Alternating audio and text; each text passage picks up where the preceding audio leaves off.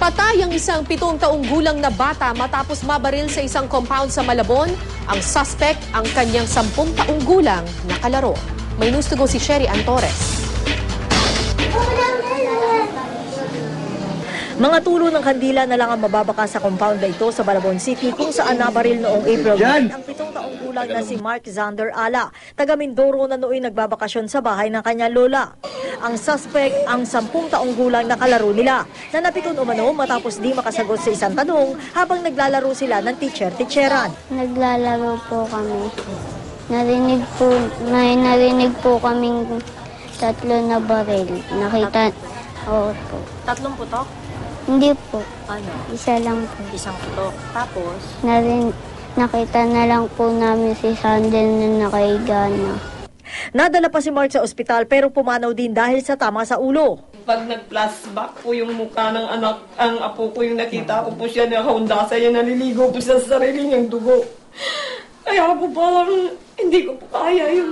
Sa trajectory test ng PNP, lumabas na galing sa bahay ng batang suspect ang bala na pinaniniwalaan mula sa baril ng lolo niyang pulis. Siya ang kakasuhan dahil di pa mapapanagot sa batas ang bata sa ilalim ng Juvenile Justice Act. Magkakaroon po ng liability yung kanyang lolo kung mapapatunayan po na isa dun sa kanyang o naiwan na baril dun ho sa kanilang bahay, yun ho ang nagamit incidentally ng bata.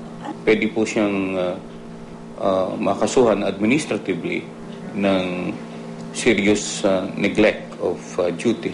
Wala na sa kanilang bahay ang batang nakabaril pero kung sakali, sasailalim daw ito sa DSWD intervention. Ang labi naman ni Mark Zander dinala na sa bahay nila sa Oriental Mindoro para mailibing sa Miyerkules. Napakasakit bilang ama. Huwag akong sisihin niya sarili ko talaga na bakit ko pa piningan. Justice po, hindi namin papabayaan yung kaso to. Sa marating to, inalaban namin po yung kaso ng ito.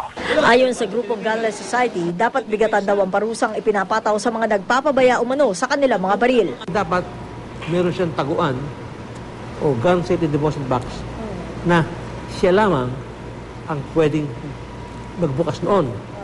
At kung wala yon at nabuksan yan, may penalty siya ng halimbawa 20 years imprisonment.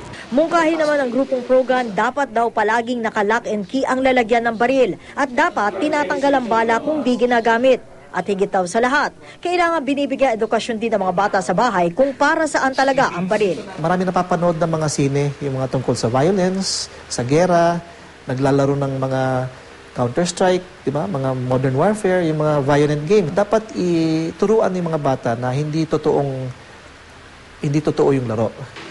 Sherry Antores, GMA News.